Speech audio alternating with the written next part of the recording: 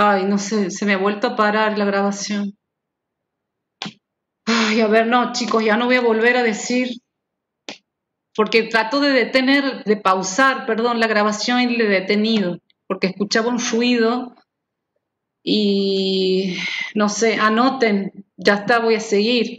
Bien, vinculación entre el aporte de von Sprecher y esta cultura de la conectividad. O sea, a esto que acabo de decir, además, a este espacio social diferenciado en donde el acceso al poder y al monopolio del discurso, como dice la compañera, que también reproducen desigualdad, es una lucha permanente entre el que ocupa un lugar diferenciado con el otro. Entonces, esta tríada sociedad, cultura y comunicación es holística y se va retroalimentando en forma permanente. Si a esto le sumamos que esta relación se ha transformado con el tiempo, hoy estamos atravesados por el impacto de las tecnologías, sobre todo de Internet. Entonces, la autora que plantea habla de la cultura de la conectividad. Entonces, a esta relación holística también tendríamos que atravesarle eh, la media, cómo la Internet y en este caso, las redes sociales, o como dice la autora, las plataformas de medios conectivos, ella se refiere de esas dos maneras, incluso pone en cuestión y pone en jaque el término redes sociales, que no deberían llamarse sociales, porque con el sentido con el que han surgido estas redes y con el sentido de democratizar la información que ha tenido Internet en sus inicios, de pensarlo más de pensar de que todo funcionaba como una sociedad en red, todos interconectados, con el tiempo se fue convirtiendo un modelo de negocios y por eso ella hace un planteo crítico de estas redes sociales y habla de cómo, habla del paso, de la evolución de esa sociedad en red con la que nació allá en los 90, Internet, bueno, con lo que aquí se propagó, digamos, Internet en el primer mundo surge mucho antes. Llega a nosotros con ese sentido, pero luego del 2000 hay una explosión porque la monetización de estos medios conectivos han cambiado la lógica. Entonces tenemos que hablar hoy. Ella se atreve a decir, y que me gusta este concepto, me gusta el concepto, si ustedes pueden leer todo el libro, cuando tengan tiempo, léanlo, es de que estamos inmersos en una cultura de la conectividad. Ya estamos ahí, atrapados. Y bueno, y sobre todo, esto ha traído impactos y transformaciones en nuestras relaciones. Por eso hablamos de mediatización. En el capítulo 1, para cerrar el chat, quiero achicar aquí un poquito esto. En el capítulo 1, que yo les he indicado, el capítulo 1 y el 8, el capítulo 1 se refiere a la producción de la sociabilidad en el marco de una cultura de la conectividad. Y este capítulo tiene 4 subtítulos. Entonces, ella en un primer tema hace un planteo, este paso que les decía recién, de la comunicación en red, que ese ha sido el espíritu democrático de Internet en sus inicios, a la socialidad por plataformas. Luego,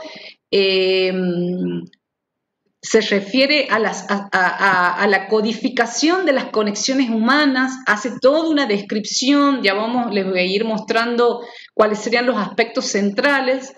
Luego se refiere a esto de hacia una socialidad vendible, o sea, la conectividad como recurso, esto de la monetización, digamos, de las plataformas y de los medios.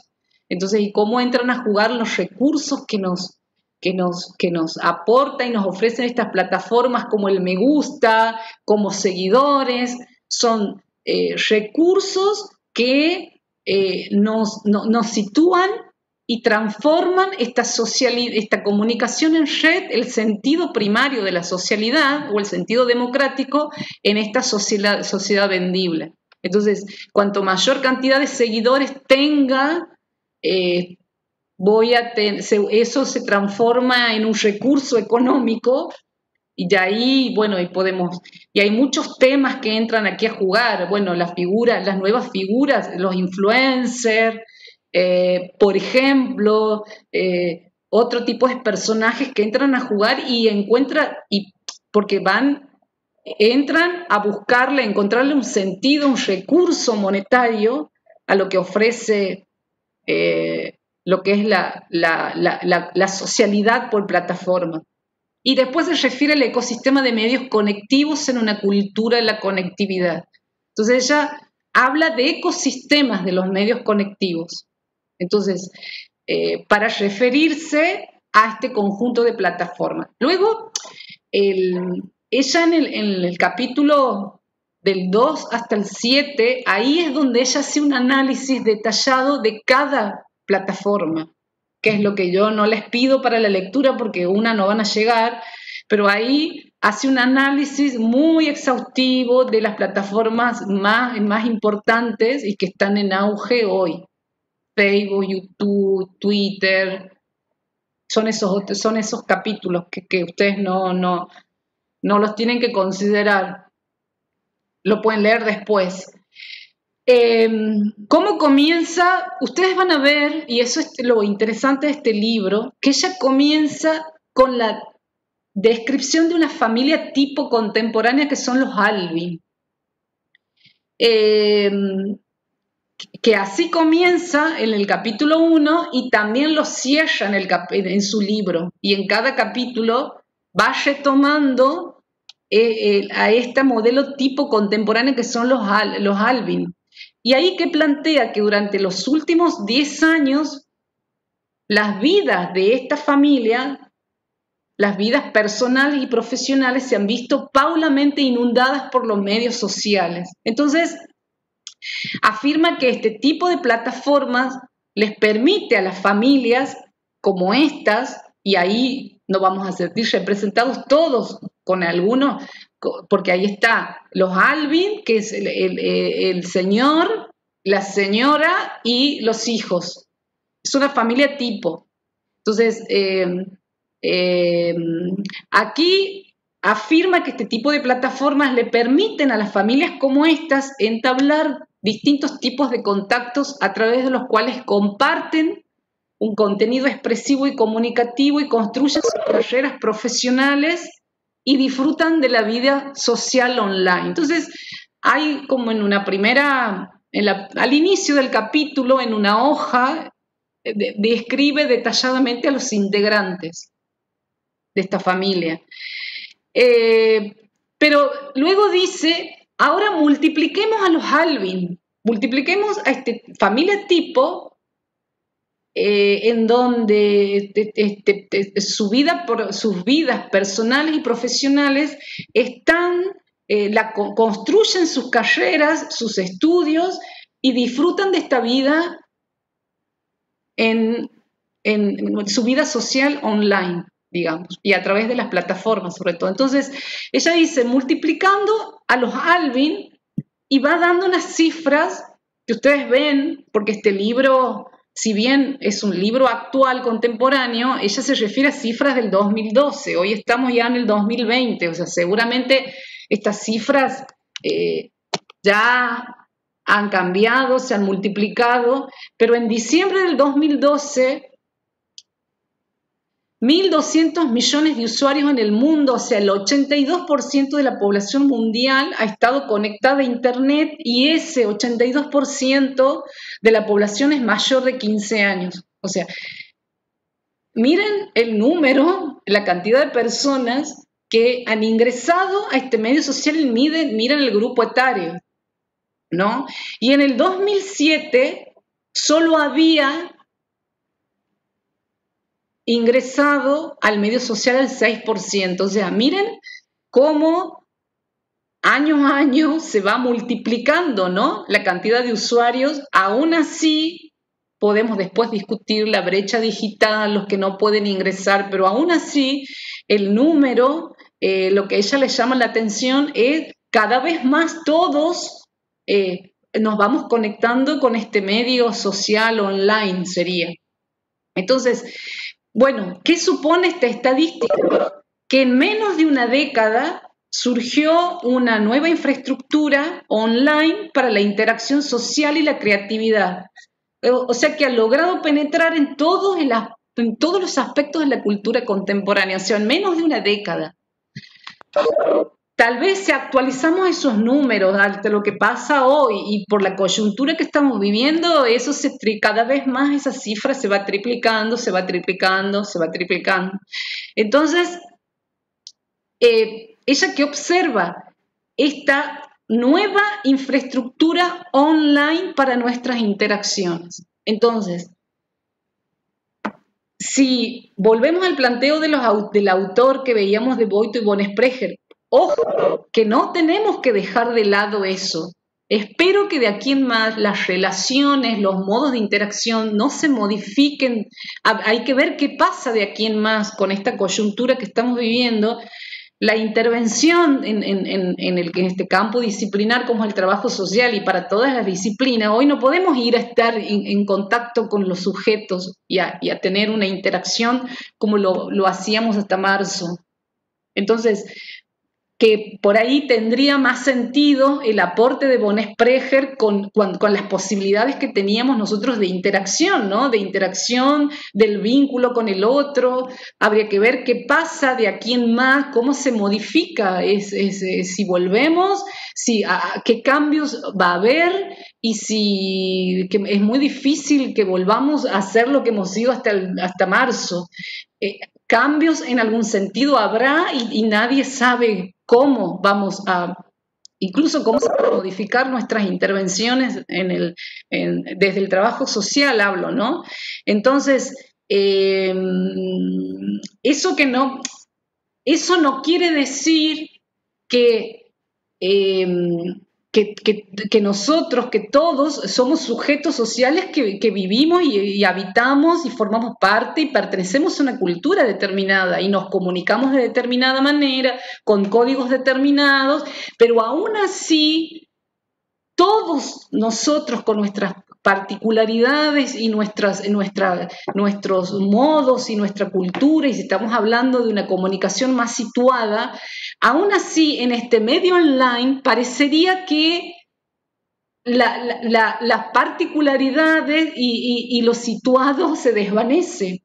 Entonces, por eso ella habla de esta nueva infraestructura online para la interacción social y la interactividad. Entonces, además, vamos a ver después cómo esta interacción social se ha ido transformando y modificando. Entonces, no es que no estamos conectados, claro, no nos vemos cara a cara ahora, pero también tenemos que ver cómo esta infraestructura online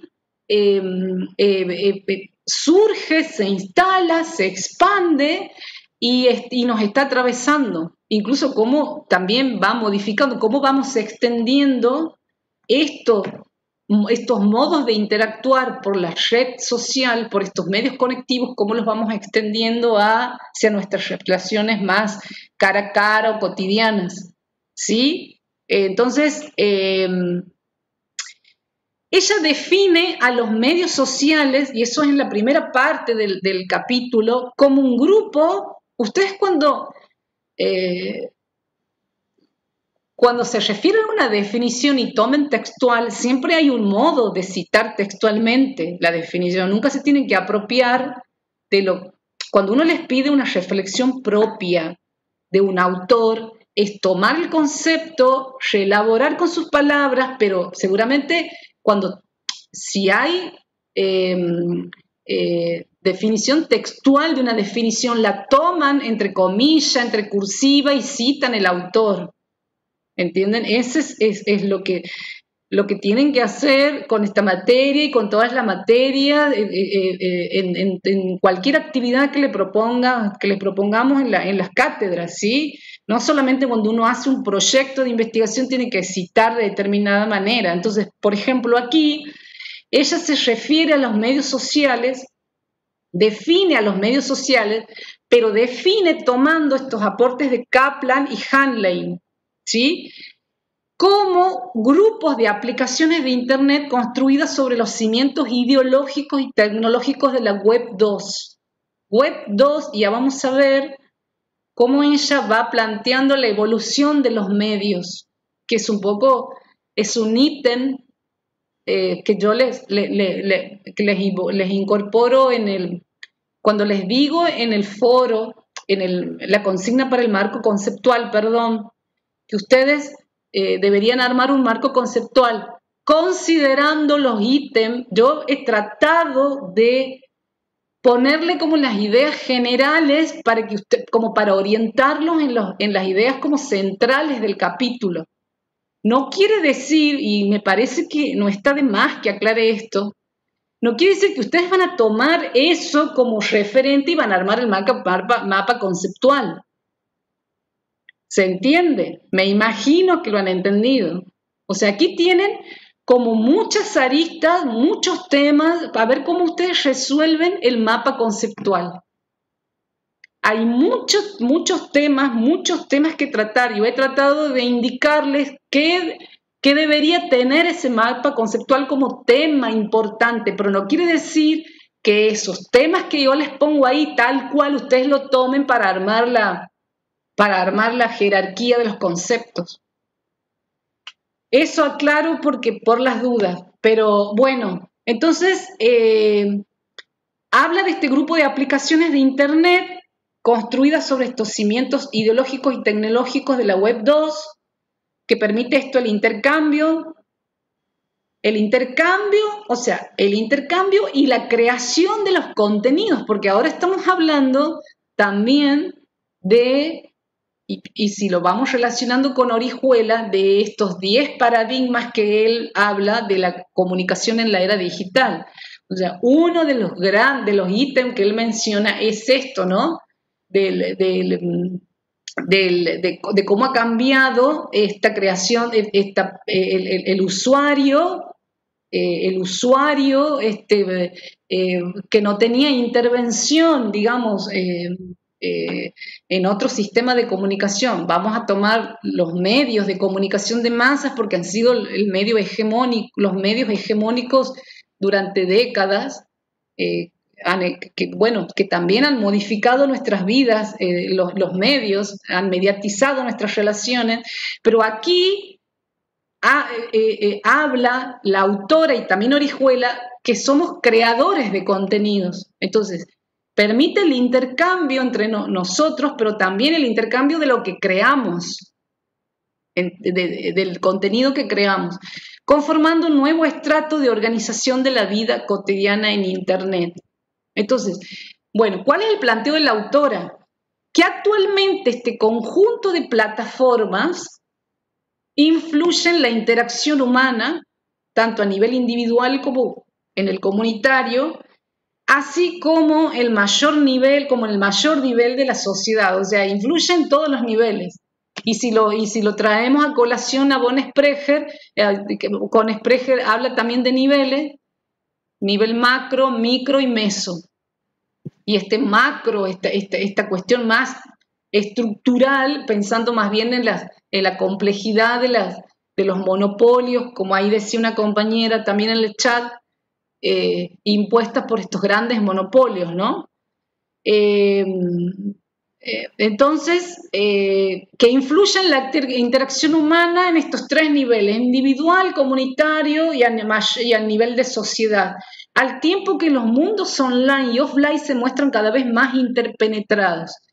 Cuando hablamos de mundo online y offline es esto, o sea, ahora nosotros estamos conectados de manera online, pero tal vez mañana, estoy hablando en tiempo pasado, pero tal vez mañana nos cruzamos en la universidad y ahí estamos hablando de un tiempo offline. O sea, ella, ¿qué es lo que dice? Bueno, la autora y también Orihuela plantea, y muchos autores, cada vez más esto se va tornando, no podemos hablar de dos mundos totalmente diferenciados.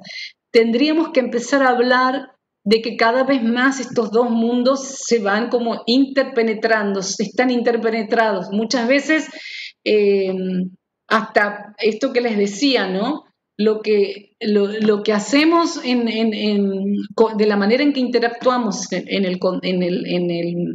de manera online, muchas veces también la continuamos o la terminamos de afianzar en el mundo offline o cara a cara. Pero estos son nuevos conceptos, nuevos modos, porque los conceptos se resignifican en función de las transformaciones con las que vamos, nos vamos, las transformaciones y revoluciones con las que, con las que nos van atravesando. Entonces, nosotros con von Sprecher decíamos, desde su aporte, la comunicación, digamos, a nivel micro, que es la cara a cara, ¿sí? Bueno, dentro de lo que es la cultura de la comunicación digital, de la era digital, estamos hablando de ese mundo, sería offline. Ese es el planteo de la autora. Bueno, ¿qué atrajo a los usuarios a este tipo de plataforma? Este es otra gran interrogante que ella plantea. Primero, porque, a ver, volvamos a cuando ella plantea esta familia tipo contemporánea como los Alvin, al multiplicarlos vemos cómo las cifras, cómo ha evolucionado en menos de unas décadas la cantidad de personas, millones de personas que estamos conectados en este mundo online. Entonces, pero ella se hace otra pregunta: ¿qué atrajo? ¿Qué atrae a los usuarios de este tipo de plataforma? Entonces, y aquí vayan prestando atención, porque aquí es donde ella va hablando de de cómo surgió esto, cuál ha sido la idea primera y cómo ha evolucionado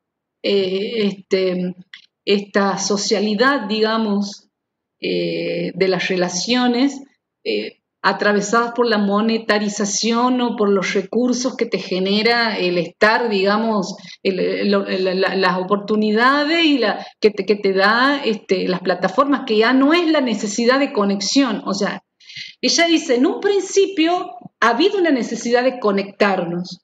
Entonces, no sé si ustedes, me estoy imaginando hace 10 años atrás, si ustedes hagan ese ejercicio, hace 10 años atrás, creo que no todos tenían un perfil en Facebook. Empezó como Facebook a ser es la red social más importante, y luego fue ocupando lugar Instagram, Twitter. Hay estudios, tesis de maestría, de grado de estas plataformas, ¿no? El uso de Twitter para el periodismo, cómo el tema del rol y de la presencia de los influencers. Hay tesis de grado y de maestría vinculado a todos estos elementos que vamos a ver que pone sobre la mesa y en el escenario esta autora. Entonces, bueno, en un principio teníamos la necesidad de conectarnos, es decir, esto que nos ha llevado a crear un perfil en Facebook, a tener todos correo electrónico. Era, creo, una carta de presentación, ¿no? O sea, si hoy no tienes un correo electrónico, creo que quedas fuera del sistema. Entonces, ¿en qué sentido fuera del sistema? Estarías como interconectado, ¿sí? Bueno, ¿por qué no de los dispositivos, que esto entran a jugar fuertemente en estos últimos años, pero ahora cobran como mayor auge? Hoy la conectividad está como, creo que hoy sí podemos hablar que todos estamos atravesados por esta cultura de la conectividad. Entonces, en un principio se hablaba de la Web 2, Entonces, cuando la web 2.0 impulsa el desarrollo de los medios sociales, y aquí ustedes van a ver muchos estudios, hay muchos artículos, incluso en los capítulos que la misma autora, en los capítulos del 2 al 7, ella ahí cuando analiza las redes sociales, las plataformas, ahí ustedes van a ver la historia, ¿no? Cómo es que surgen y cómo van evolucionando y cómo es que se consolidan y se posicionan. Entonces, el impulso de los medios sociales, cuando la web 2.0 impulsó el desarrollo de los medios sociales, la cultura participativa era la expresión en boga. Eso quiero que les quede claro, que vayan entendiendo lo que ella va analizando, ¿no? O sea, en un principio se hablaba de necesidad de conexión y se hablaba de cultura participativa y se hablaba incluso de la democratización del acceso a la comunicación y la información. Un poco eso ha sido el impulso, digamos, de la web 2.0. Entonces, esta posibilidad de conectarse, de construir comunidades y fomentar democracia. Bueno, también, bueno, el veloz crecimiento de estas plataformas, porque eso es otro aspecto que ella mira críticamente, el veloz crecimiento de estas plataformas trae como consecuencias que fueran incorporados por empresas de comunicación. Entonces, entran en escena estos medios, nacen con un sentido más bien de que todos estemos interconectados, pero en una década ha habido una explosión de estas plataformas y un crecimiento abismal en todos los sentidos. Entonces, ¿por qué? ¿Por qué ha sido este crecimiento? Porque las empresas de comunicación las han ido incorporando como nuevo medio o como un medio ya existente. ¿Y de qué estamos hablando aquí? De los medios de prensa, radio, televisión, diario. No desaparecen esos medios. Esos medios se transforman en nuevos formatos, en nuevas plataformas, en multiplataformas. Entonces, hoy es posible leer una noticia comprando el diario impreso, pero accediendo al diario en la web, versión digital. Puedo enterarme de una noticia a través del diario, de su web del diario o del perfil de la fanpage del diario que tienen una red social. Entonces, todas las empresas empiezan a incorporar estas plataformas para, porque, bueno, ven, digamos, tienen la mirada puesta en que los usuarios, o sea, nosotros, los consumidores, nos íbamos cada vez más optando y consumiendo este tipo de plataformas. Entonces, de ahí que estamos hablando ahí ya no hablamos de medios masivos, estamos hablando de multiplataformas, medios multimediales, diferentes medios, modalidades de comunicación, ¿sí? De un mismo, y no con un único formato, con diferentes formatos, por eso hablamos de multiplataforma. Entonces, digamos, estas se mostraron menos interesadas en conformar una comunidad de usuarios que en obtener acceso a sus datos personales. Y aquí viene el ojo crítico de la autora. Por eso es una historia crítica de las redes sociales. Es decir, estas empresas de comunicación no les interesaba mucho conformar una comunidad de usuarios para que estemos interconectados en un sentido democrático de que accedamos a la información y estemos todos, porque bueno, podemos todos pensar en esta democratización de la información y la comunicación, sino para poder acceder a nuestros datos personales. Entonces, los datos personales, y hoy ven creo que hoy eso ya está como, es un fenómeno generalizado de todos los medios. Todos nuestros datos están interconectados y están cruzados en función del consumo y del acceso, del consumo que hacemos nosotros de las redes y de los sitios que visitamos en Internet. ¿Sí? Incluso, bueno, hoy por hoy, eh, incluso cuando se hablaba, no quiero decir qué gobierno, pero la idea ha sido también que la modernización del Estado, entre comillas, iba por este camino, es decir, la unificación de todos nuestros datos en un sistema único, nuestro DNI, nuestra licencia de conducir, los detalles de nuestros datos bancarios, de nuestras deudas, de nuestras infracciones, todo está concentrado en un sistema único.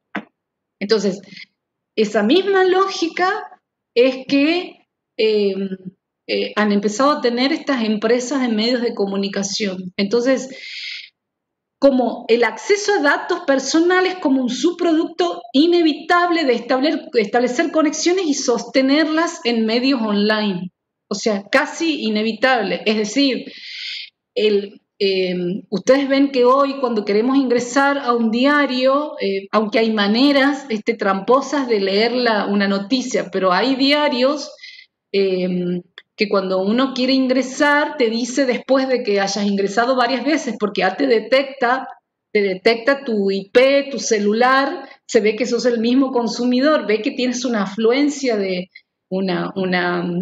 ven tu historia, digamos, tu historial de navegación, entonces cualquier cita te pide que te suscribas. ¿Sí? O que el mensaje que nosotros vemos que nos aparece de que este sitio utiliza cookies, utiliza cookies para poder algo así sobrevivir o para poder mantenerse. Eso es dinero. Por cantidad de clic es dinero. Entonces, el acceso a datos personales es un negocio para las empresas.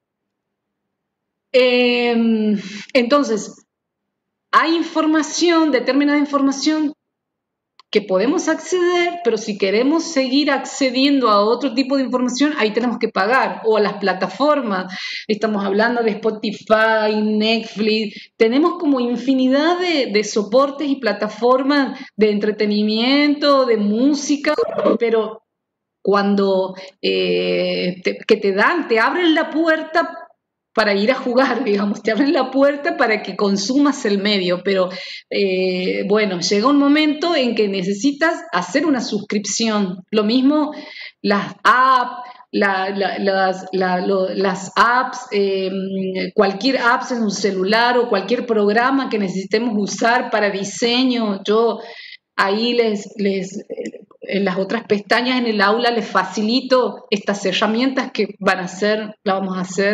la vamos a usar recién en la unidad 3, pero muchas de esas herramientas, para el uso sostenido de esas herramientas, para muchas de ellas tenemos que suscribirnos y pagar un costo mensual.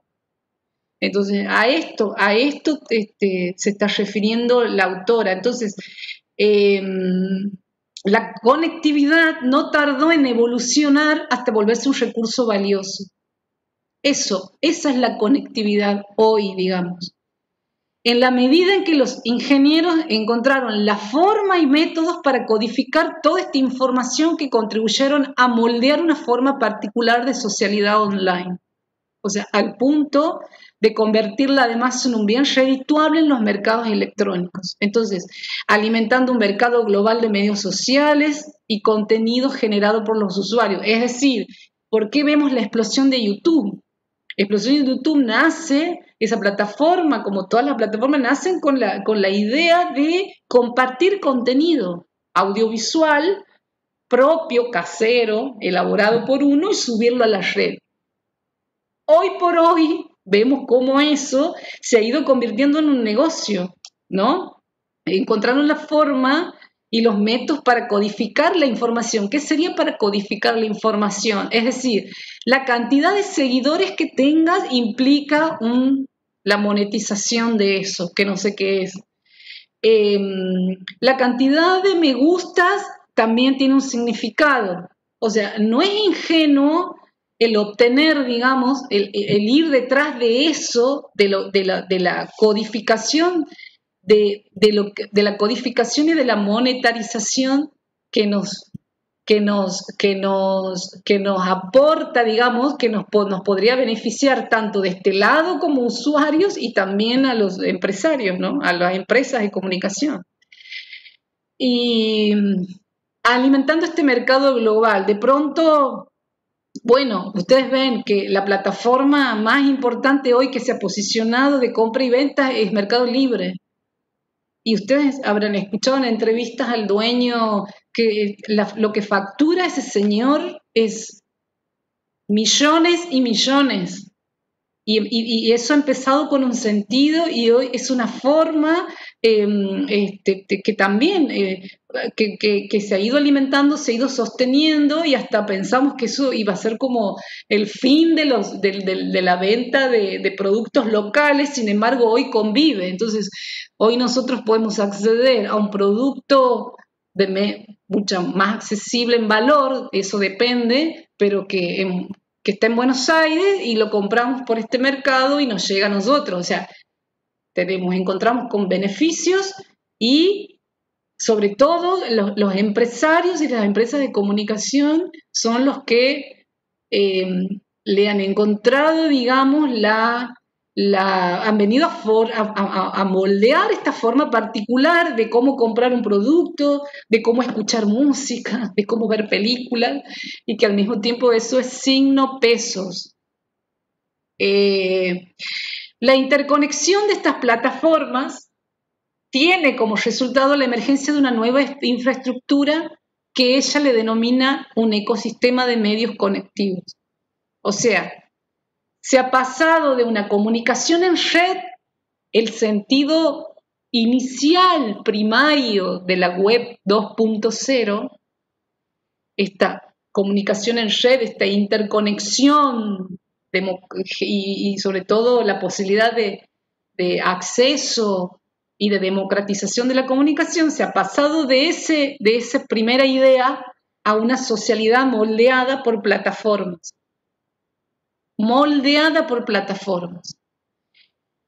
Por eso habla de interconexión de estas plataformas y de una cultura participativa propia de esta comunicación en red, que era el sentido inicial, a una verdadera cultura de la conectividad. Y esto ha ocurrido en no menos de 10 años.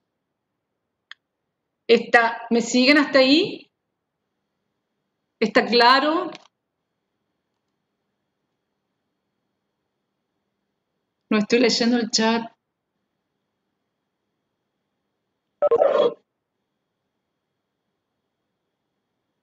Sí, profe, se entiende.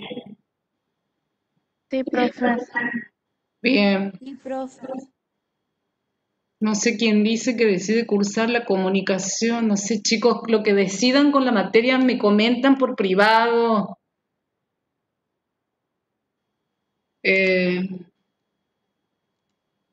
Bueno,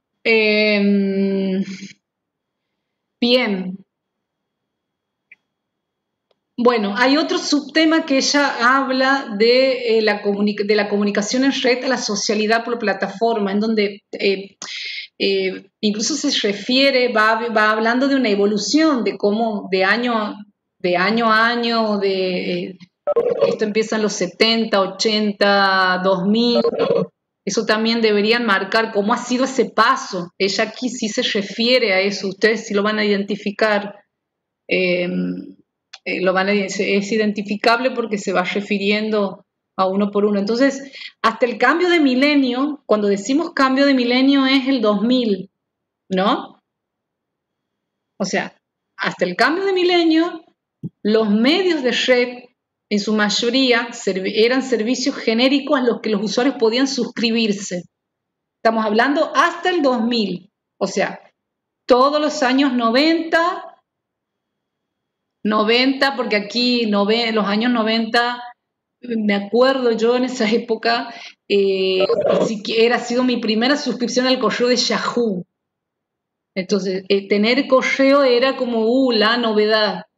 Tener correo, no acceso, no así a Wi-Fi, digamos, acceso a conexión por red de Wi-Fi y en los domicilios. Eso ha sido el boom después del 2000, porque además era carísimo tener internet. Entonces,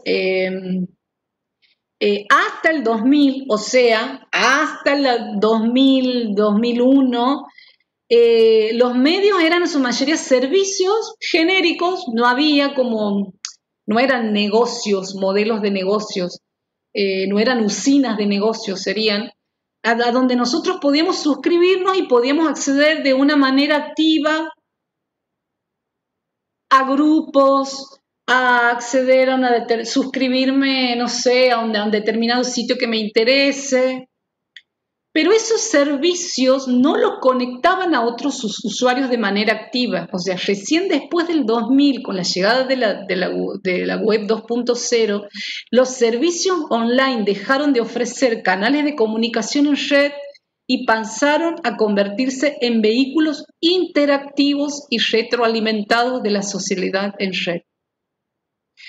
Cuando hablamos de interconexión de las plataformas, ustedes ven, se han advertido que cuando ustedes navegan buscando un determinado producto en una página en Facebook, o en un grupo que estén suscritos, o en Mercado Libre, en cualquier plataforma, inmediatamente les llega información sobre ese producto que han estado rastreando, porque las plataformas están interconectadas.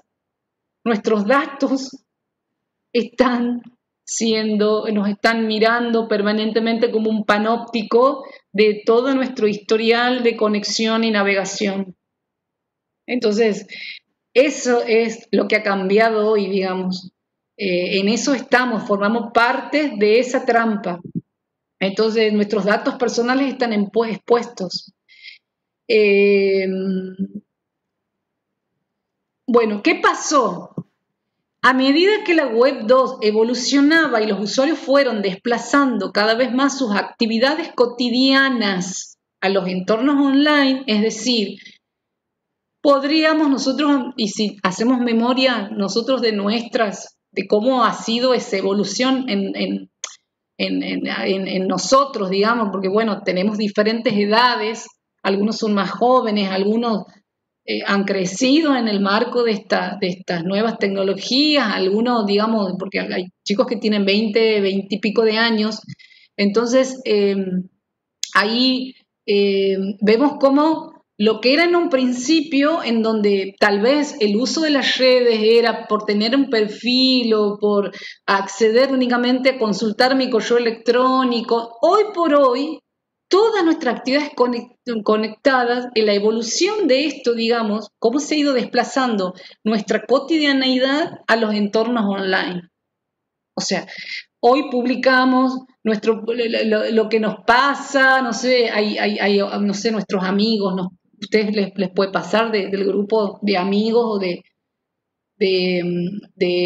amigos de la red social en la que están, que hay determinados, por ejemplo, hay amigos, usuarios que son más activos que otros, entonces permanentemente uno está o posteando una nota, opinando una nota, eso nos da cuenta de que uno conoce la postura, el pensamiento, la afiliación política de todos mis amigos, según el posteo que hago.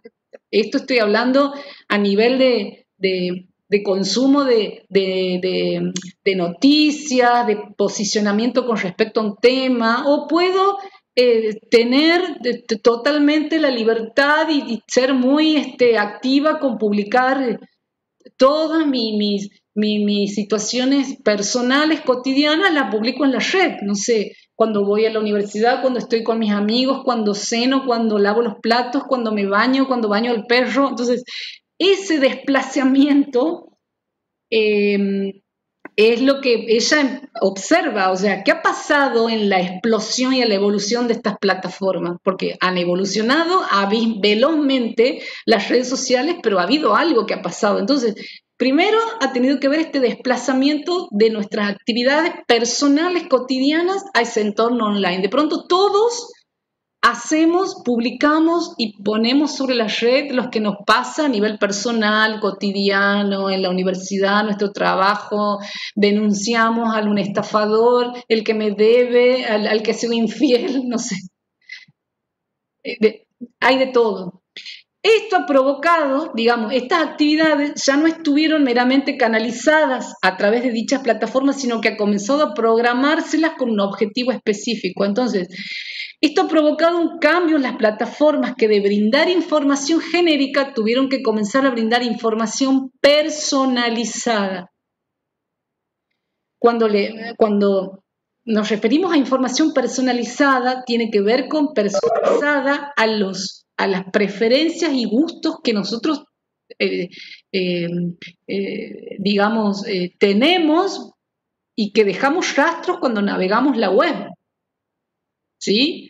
Entonces, por eso tiene que ver aquí el acceso a nuestros datos personales. De pronto, yo cada vez que navego o entro a un sitio, para poder seguir leyendo ese sitio, te pide cargar tu correo y tus datos personales, tu nombre, tu apellido, tu correo, para seguir leyendo. Para poder comprar algo, necesitas cargar todos tus datos, incluso tu celular.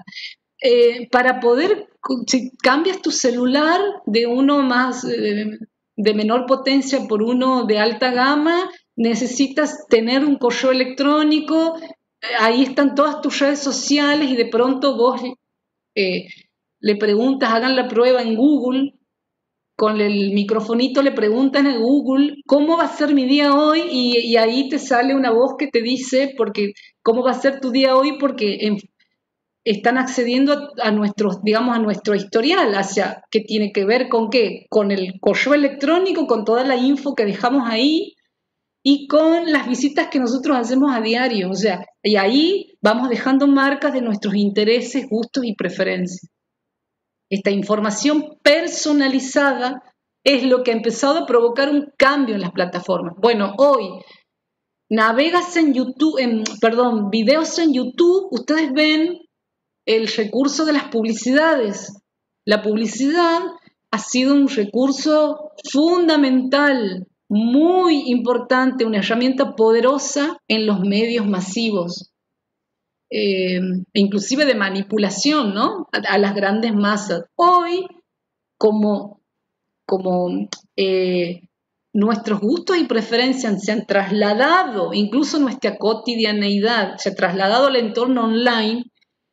¿Qué dicen las empresas de comunicación? Bueno, todos están conectados, todos millones se conectan y navegan, consultan videos de lo que sea, de música, de cocina, de lo que sea en YouTube. Entonces, si ahí está el consumidor, el usuario, ahí esa es una usina poderosa para la publicidad. Entonces, ahora los auspiciantes publicitan sus marcas y sus productos cada vez que nosotros hacemos clic en un video. Y tenemos la opción de seguir viendo el video, de pausar la publicidad. Bueno, eso tiene un costo para el auspiciante. Si uno decide ver la publicidad, que se llama Skip Ad, la herramienta que Skip Ad, que es que la vas a cancelar, que no la quieres ver, entonces la publicidad dura 5 segundos.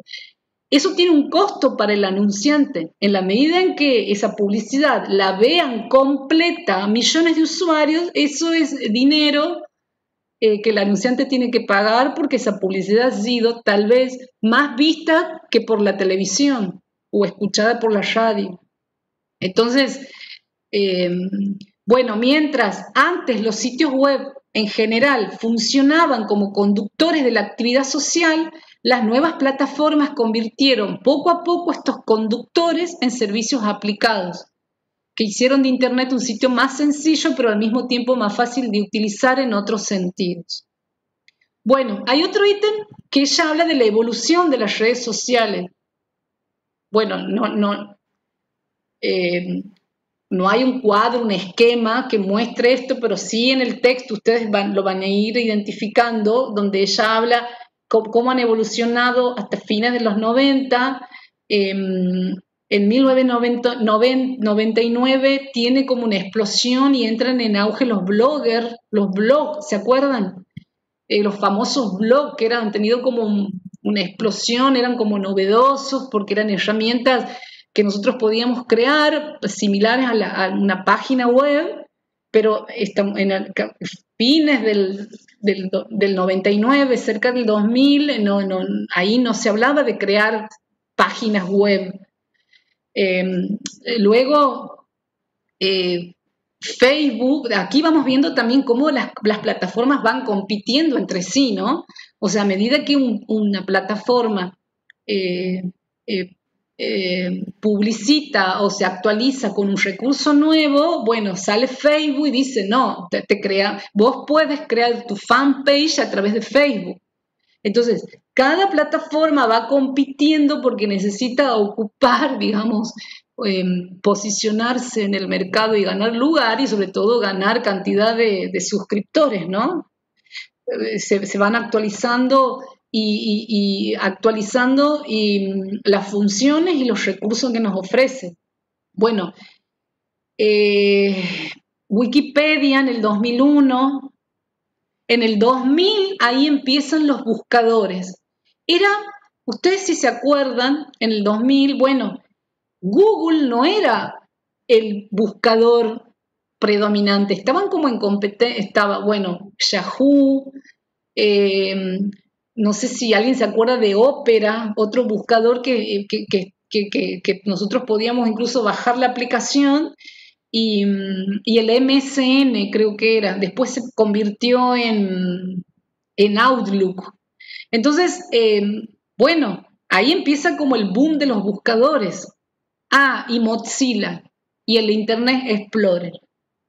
Entonces, hoy, ¿cuál es el buscador hegemónico y predominante? Es Google, porque, bueno, y Gmail, porque las empresas telefónicas incluso están asociadas, o sea, uno compra un celular para poder, ya vienen las aplicaciones cargadas y viene Gmail y viene el Google y cargado como buscador principal.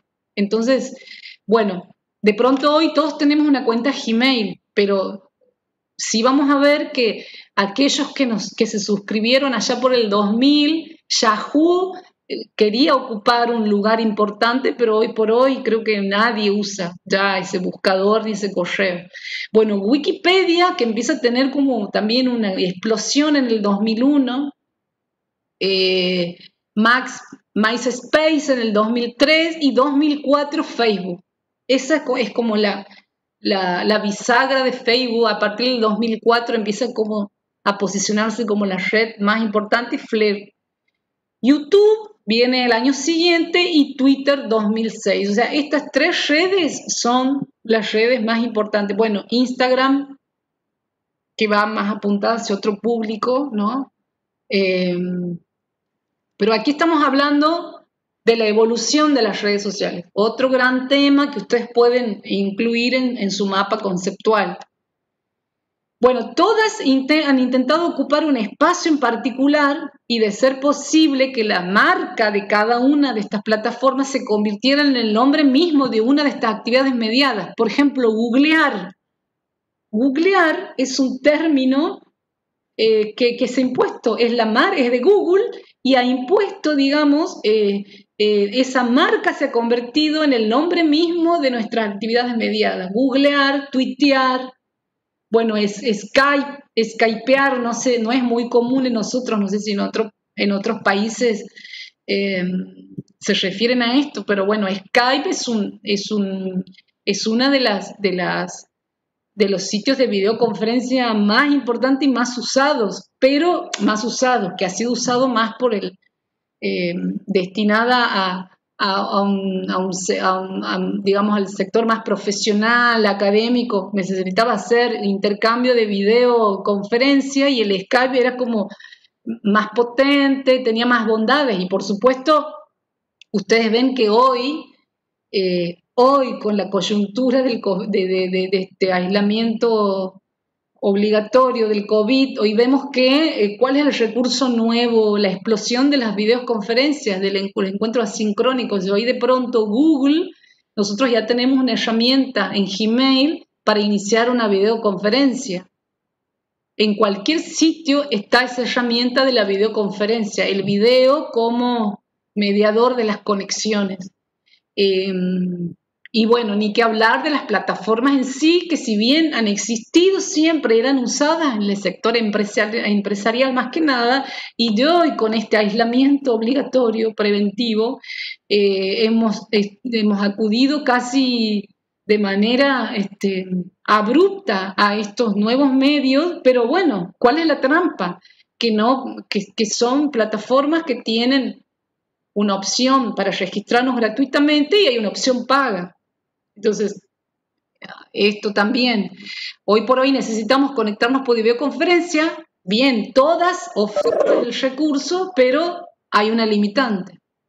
Entonces, el pináculo del éxito de una empresa en este objetivo de permear determinada actividad social se alcanza cuando la marca se convierte en verbo. ¿Se entiende? Entonces aquí estamos hablando de estas tres plataformas, bueno, tuitear y googlear. Son las dos, hoy por hoy son las dos empresas que han logrado permearse y que la marca de estas empresas se conviertan en un verbo y que todos hablemos de eso, ¿no? Bueno, la autora realiza una investigación sobre lo que denomina el ecosistema de medios conectivos. Ecosistema de medios conectivos son las plataformas, ¿no? O sea, tipifica las plataformas en 4 categorías.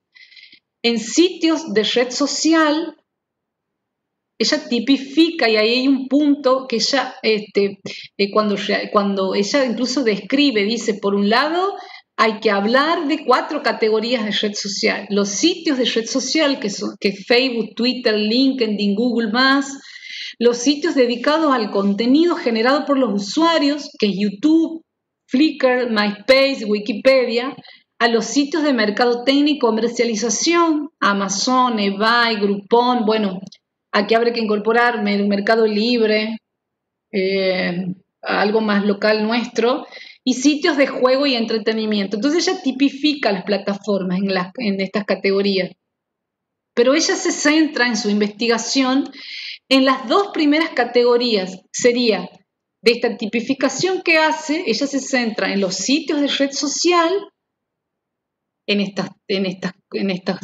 4 redes, y en los sitios creadores de contenidos como YouTube, por ejemplo, y Wikipedia.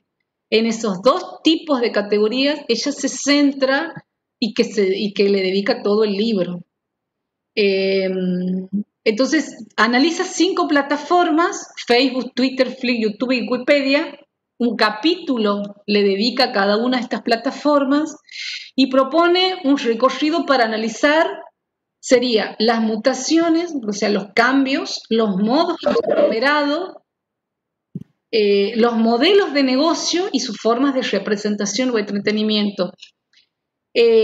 Bueno, ella que hace también como una advertencia, dice ella dice, ya que se puede hacer una tipificación en 4 categorías, es imposible trazar límites nítidos en estas categorías.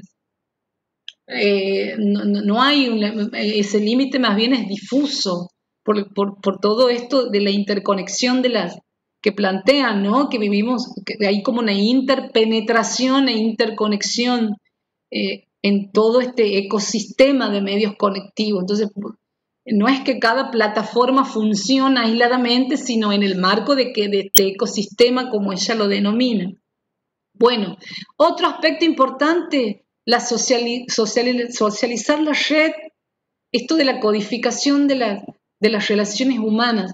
O sea, aquí esto tiene una mirada ecológica de los sistemas conectivos porque la autora construye un modelo de análisis de carácter sistémico, es decir, un ecosistema de los medios conectivos conformado por microsistemas, o sea, estos medios conectivos conformados por microsistemas que serían estas plataformas, las más importantes, al menos las que han logrado posicionarse y las que ella las toma como objeto de estudio. Bueno, para entender mejor este ecosistema, o sea, plantea que estamos ante una nueva fase de socialidad online y nos explica cómo las tecnologías y los usuarios coevolucionan, pero también cómo los medios conectivos avanzan cada vez más sobre las relaciones humanas, codificándolas como datos y convirtiéndolos en mercancías que producen valor.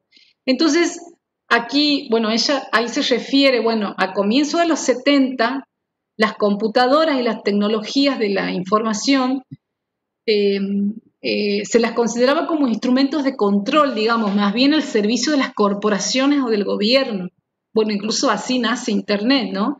Pero recién a finales de los 70 las computadoras comienzan a percibirse como instrumentos de liberación, decía. Sería como un gradual proceso de convergencia entre esta contracultura con la cibercultura nerd. Pone un ejemplo de la campaña publicitaria de Apple en 1984, se lo pueden googlar en YouTube, y con la invención del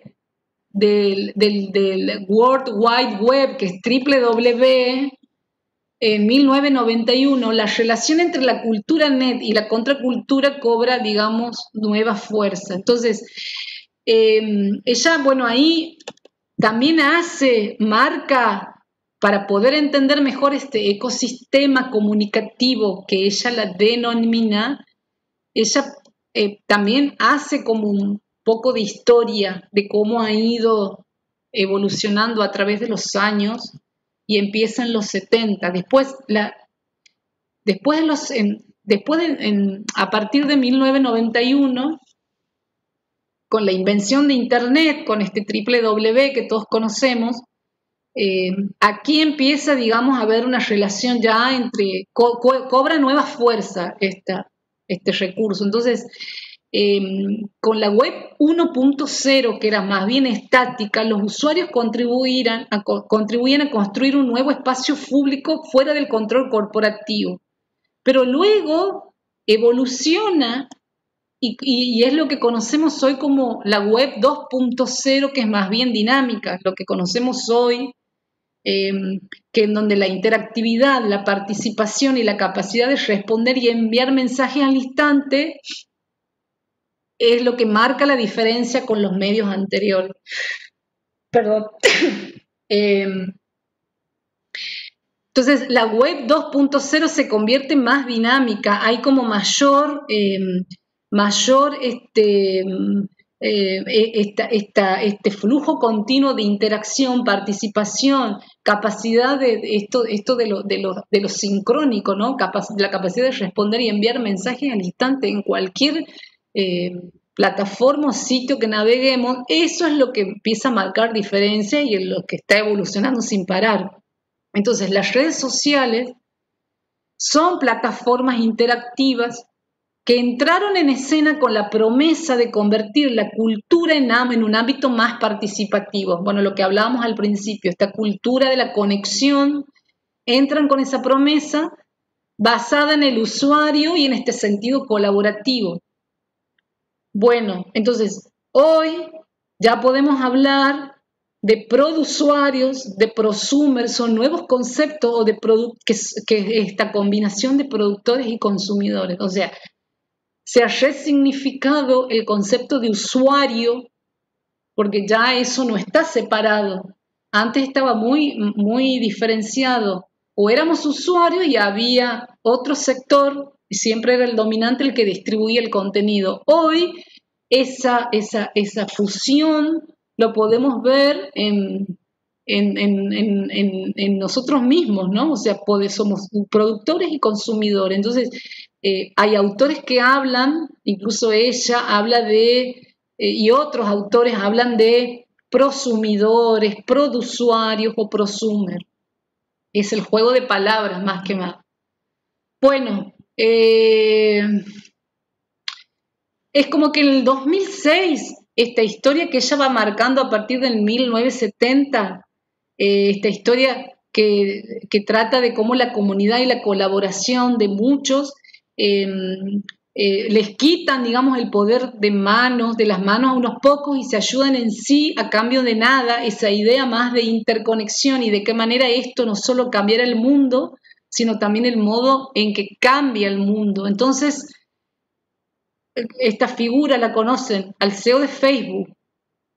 En el 2010 es como que este personaje empieza a tener mayor visibilidad y entra en escena, ¿no?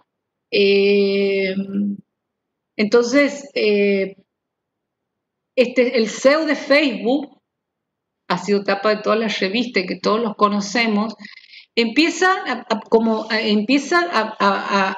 esto que hablábamos al principio de el sentido del negocio de estas plataformas que han tenido un espíritu más bien de interconexión. Ahora los propietarios de las plataformas no dudaron en adoptar, digamos, esta retórica similar con la que veíamos, digamos, que con la que se venía sosteniendo este espacio online de este espíritu, digamos, utópico, casi, dice la autora, que nos movilizaba a todos los usuarios de estar todos interconectados. Entonces, ustedes se acuerdan que los propietarios de las plataformas empiezan a jugar con sus propios eslogans. Por ejemplo, Google, no me acuerdo en qué año, pero su eslogan era no hacer ningún mal, o Facebook es haciendo la red más social, y Flickr y Yahoo era comparte tus fotos, mira el mundo. Eslogan que han adoptado los propietarios de las plataformas como empleando esta retórica similar, o sea, es como viene como casi como el rol que cumplían las publicidades, más como seducir y captar con estos eslogans, haciéndonos creer que Facebook es la red más social y bueno, para poder, la idea era que todos optemos y elijamos y nos suscribamos y seamos usuarios y seguidores de estas redes, ¿no? Entonces, la deconstrucción de los sentidos que los desarrolladores, o sea, los propietarios, le atribuyen a los objetivos y funciones en sus plataformas en el intento retórico de absorber estas connotaciones de la web 2.0. Entonces, los social participativos son válidos para generar redes humanas, pero el planteo que hace la autora es que los medios sociales son sistemas automatizados que inevitablemente diseñan y manipulan conexiones. O sea, reducen a algoritmos las relaciones entre personas, cosas e ideas. Lo social abarca las dos cosas, las redes humanas como la conectividad automatizada. Entonces, las empresas, los propietarios de estas empresas hacen hincapié en el primero, minimizando al segundo. Entonces, se hace hincapié en que es la red más social, pero en realidad lo que interesa es la automatización de la conexión y la monetarización que genera eso como consecuencia. Entonces, dice ella, en realidad no es correcto, no es acertado decir hacer social la red. En realidad, dice la autora, es en realidad hacer técnica la socialidad, tomando como ejemplo el caso de Facebook, ¿no? Entonces, por eso habla del término socialidad vendible. Entonces, esta socialidad tecnológicamente codificada convierte las actividades de las personas en fenómenos formales, manipulables, gestionables, los que le permiten a las plataformas dirigir la socialidad y las rutinas cotidianas de los usuarios. Entonces, ella aquí es donde introduce este otro concepto de socialidad. Bueno, entonces sobre la base de este crecimiento de los deseos y gustos de la gente, porque, como les decía, al automatizarse las conexiones y al tener cada vez más acceso a todos nuestros datos, entonces, sobre la base de este conocimiento casi detallado y personalizado de nuestros gustos, las plataformas desarrollan herramientas pensadas para crear y conducir necesidades específicas.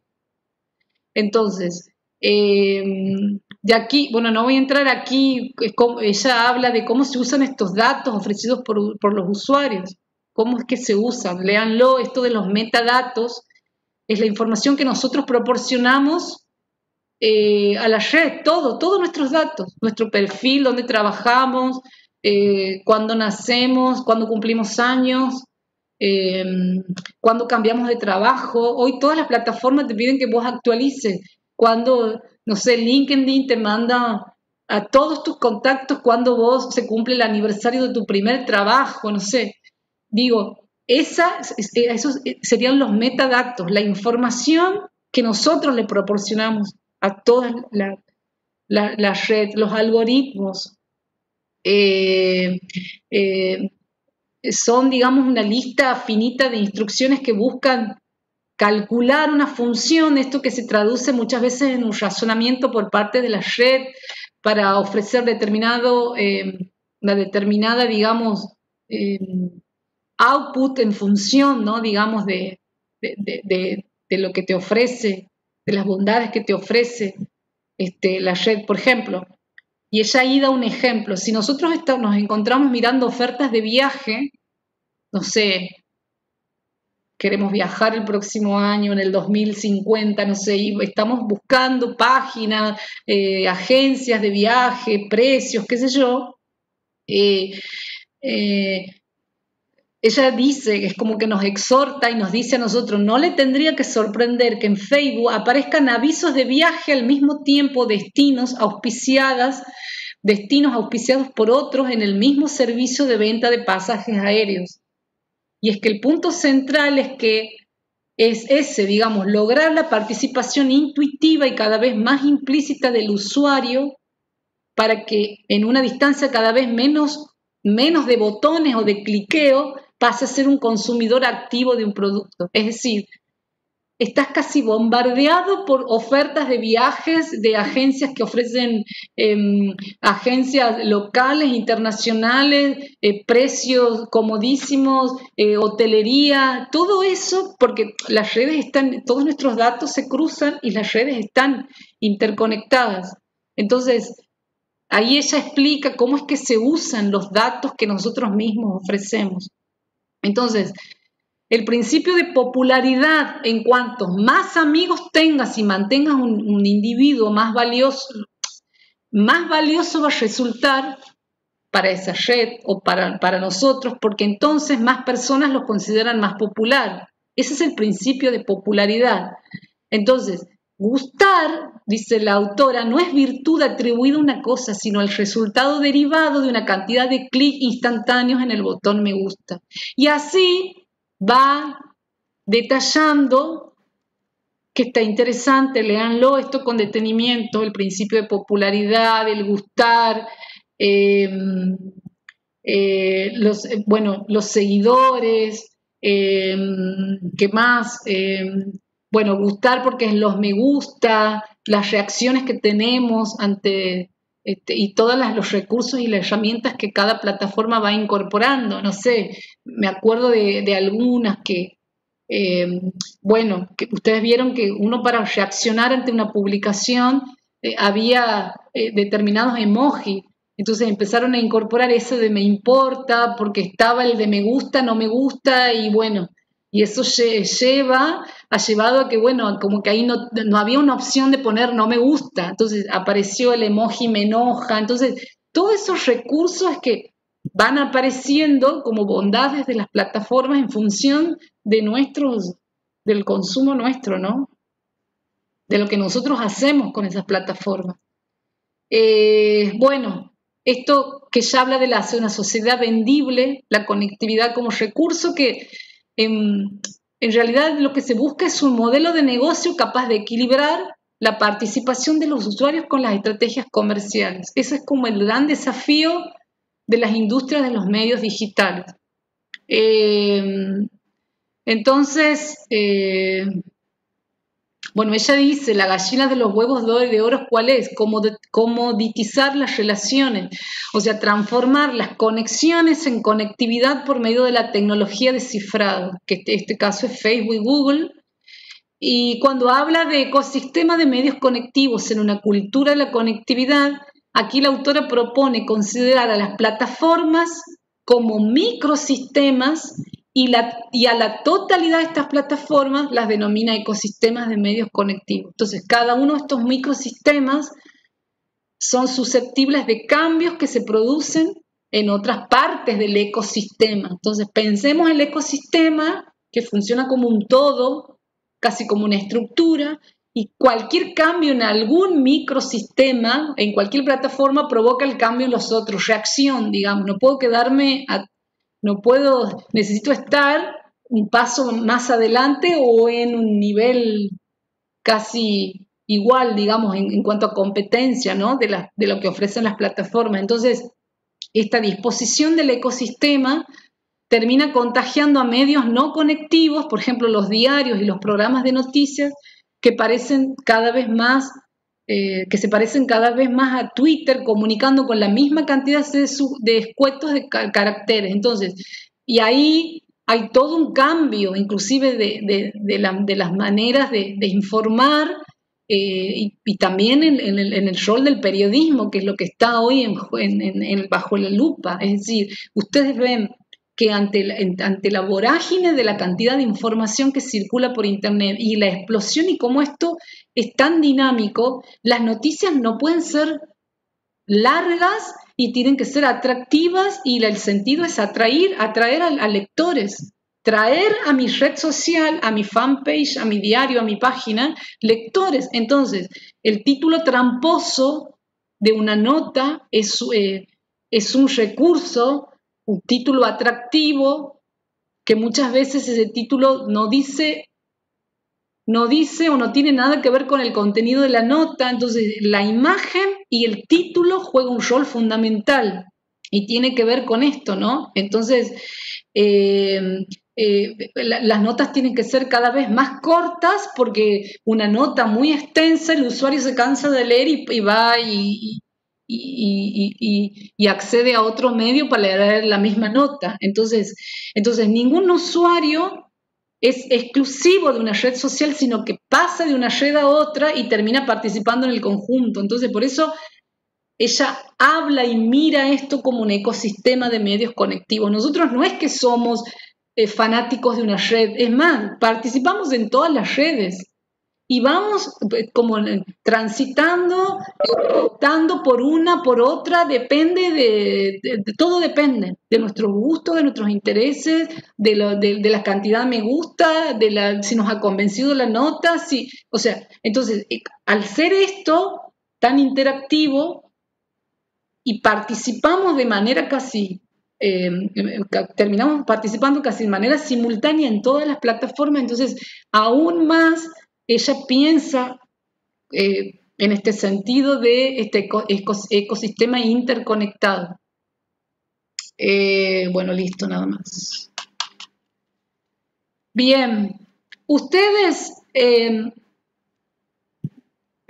búsquenle, porque les voy a dejar a ustedes como tarea, cuando habla Orihuela, no sé si ven lo que estoy compartiendo ahora. Son 5 hojas el artículo de Orihuela. Orihuela es un investigador español que viene trabajando hace mucho tiempo interesado en lo que es la comunicación pública, ahora con la comunicación digital. Entonces es un autor muy leído, y él en el 2007 se anima a referirse a estos 10 nuevos paradigmas de la comunicación en la era digital. Entonces, y ahí los va enumerando a cada uno. Cuando yo les pido en el mapa conceptual que ustedes primero elaboren el mapa, armen la estructura y después vean cómo, porque pueden relacionar con algunos de estos 10 paradigmas o encontrarle alguna relación o ponderar algunos. Ustedes vean, porque básicamente el planteo que él hace es este, o sea, Internet ha cambiado la mayoría de los paradigmas que nos ayudaron, dice él, a describir y comprender el ecosistema de la comunicación. Entonces, la era digital llega con un conjunto de grandes desafíos para la comunicación, sobre todo para la comunicación de los medios, de los principales medios tradicionales, que en este caso sería la radio, prensa y televisión. O sea, ¿cuáles serían estos desafíos? Las nuevas relaciones con el público, esto que él dice, la interactividad, los nuevos lenguajes, que es el multimedia, y una nueva gramática, que es el hipertexto.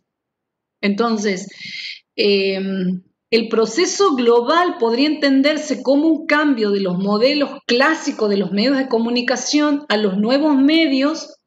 Él dice, podría entenderse en observar cómo el usuario se convierte en el eje del proceso de comunicación, y estamos hablando, ojo, de usuario. Volviendo, si lo relacionamos con Boytor y von Sprecher, ¿se acuerdan? Bueno, hay diferentes maneras de denominar en función de la perspectiva de comunicación predominante del momento. O sea, con los medios de comunicación hablamos de un emisor y un receptor. Luego, con los otros modelos, perspectivas de comunicación superadora, hablamos de sujetos, agentes, con una posición más activa. Ahora, con la comunicación en la era digital, ya hablamos de usuarios, no hablamos de sujetos. Usuarios que son el eje de la comunicación. El contenido, que es la identidad de los medios, ya no es el mensaje en aquel modelito de la comunicación que veíamos, ¿se acuerdan? Emisor, receptor, mensaje, medio, feedback.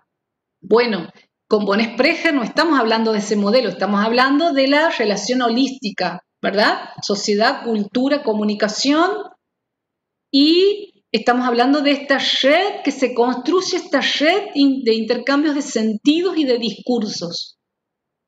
Y aquí hablamos de usuarios, hablamos de contenidos, y hablamos también de esta unificación que también habla ya von Sprecher, de que ya se fusiona en una sola figura el consumidor, el usuario, el productor y el usuario. O sea, somos prosumidores o produsuarios, este juego de palabras. Entonces, el contenido, que es la identidad de los medios, y la multimedia, que es el nuevo lenguaje. Porque ahora no estamos hablando de un lenguaje lineal, ¿sí? Ahora estamos hablando del digamos, el nuevo lenguaje, que es el multimedia, múltiples medios, y esta nueva gramática, que es el hipertexto. Ya no hay, el lenguaje ya no es lineal, sino hipertextual. Entonces, hipertextual, que me permite saltar, digamos, ir navegando de un texto que puede ser un camino interminable. Este concepto me puede llevar a otro concepto, a otro texto, a otro texto, a otro texto. Este es el hipertexto. Y él se refiere a cada uno de estos, a qué se refiere cada uno de los paradigmas. Está bastante claro, no es largo. Yo les pido también ahí que relacionen. Bien. ¿Alguna pregunta? No sé si quiénes están. Voy a dejar de compartir esto.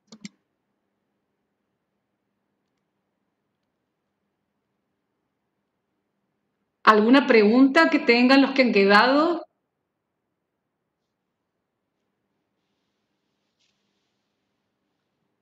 Los voy a dejar de grabar. Bien. Bueno, entonces, cualquier consulta que quieran hacerme, perfecto. Voy a tratar de, no sé cuánto demora en subir esto a de subir a la,